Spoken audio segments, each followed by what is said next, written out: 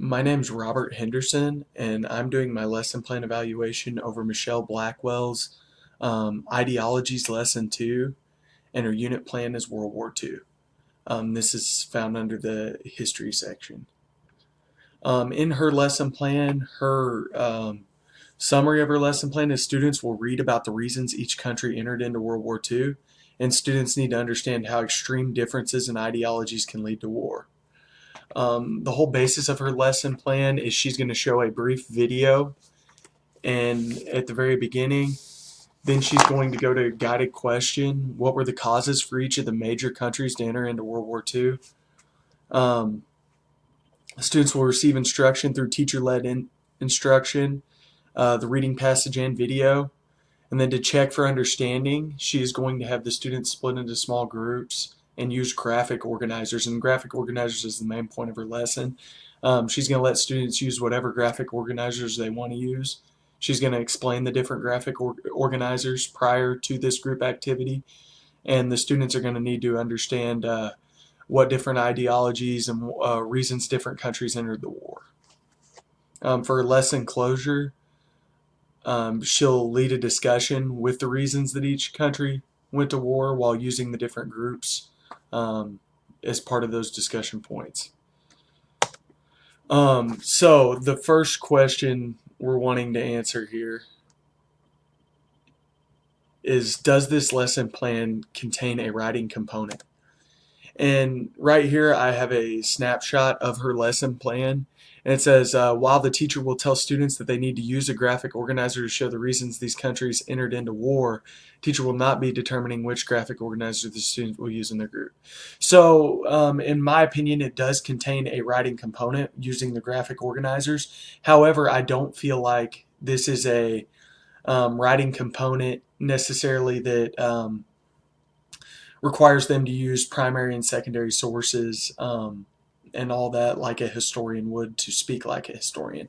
Now, historians do use graphic organizers to organize the thoughts and reasons different groups do what they do. So it does contain a writing component. However, I don't feel like it's as much in terms with the historian. And that leads into our next point. Does that component require students to communicate through writing as a historian would within the discipline in the real world? My answer is yes. Historians use tools such as graphic organizers on a regular basis to compare and contrast different events throughout history. In the case of this lesson, I think it's appropriate to use a graphic organizer because you are comparing different countries' reasons for entering war.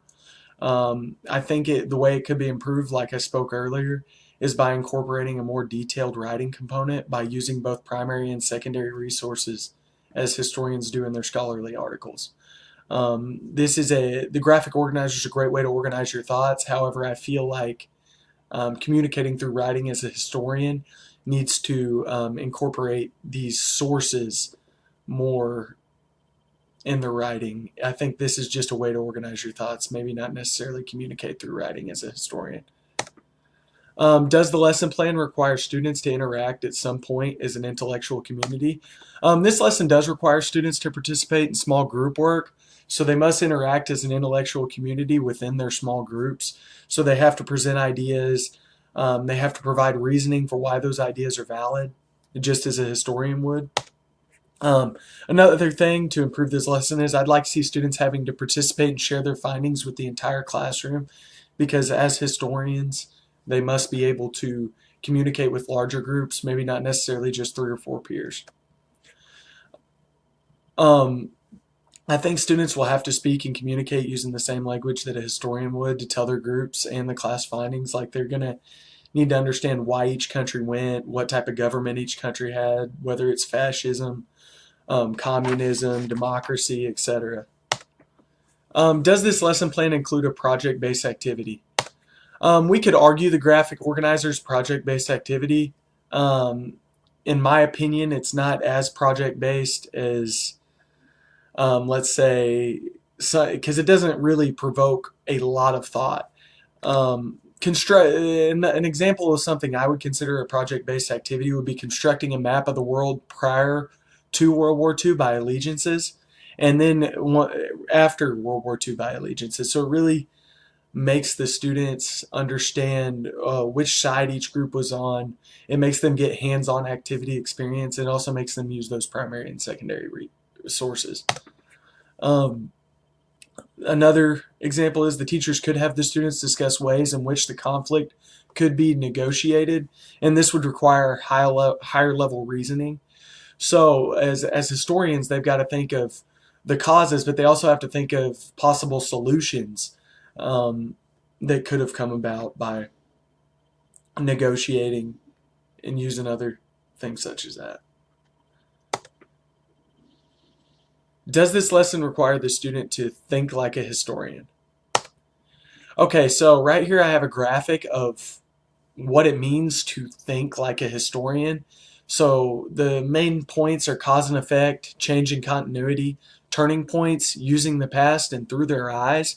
So while looking at this lesson, we can say that I would argue that the cause and effect is filled out. What were the causes of past events? What were the effects?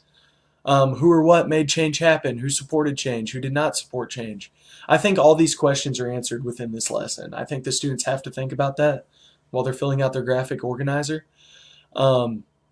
Change in continuity. What has changed? What has remained the same? Who benefited from this change? I would say that this lesson does make them think about that. What's changed? Turning points. How did past decisions or actions affect future choices? I think they do have to think about how these different allegiances and ideologies affected future choices. Using the past, how does this help us make sense of the present? So it also helps us understand the world dynamic we currently live in, because we still are living with the effects of World War II. And the only spot I would say this lesson does not necessarily make the student think like a historian is through their eyes. How did people in the past view their world? I don't think it necessarily makes you look through the eyes of somebody with those ideologies. Does it require students to learn, use, know a specific set of behaviors dedicated to the discipline? Yes, it does require students to understand different reasons and ideologies that lead to war. It requires students to learn from multiple modalities, including group work, video, and writing. One thing it does not do is it does not require students to use primary and secondary sources to form a historical background on a given subject. In my overall analysis of was this a quality lesson plan, I think there's a lot to be desired in the terms of being a historian. I think that it really needs to incorporate using more sources as historians do, as I've mentioned several times. I do think it does a good job of making the students think about the ideologies, which was the overall goal of her lesson.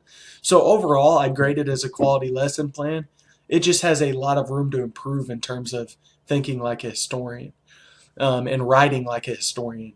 I think historians do use graphic organizers, but I think the student should have to write a paragraph based on their graphic organizer and citing some source that you provided within the class and really making them analyze that. Because at the 8th grade level, which is what this lesson plan is for, I know in the state of Arkansas that there is a writing component that's required weekly. And so that writing component would not be fulfilled by using a graphic organizer. It would be fulfilled by using a paragraph where you're citing sources and really teaching those students to think like a historian. But overall, I think that Miss Blackwell did a very good job with her lesson. I think she's got it planned out well. I just think there's stuff she could add to make it even more effective from a historical perspective. And that's my analysis of this lesson plan. And thank you for your time.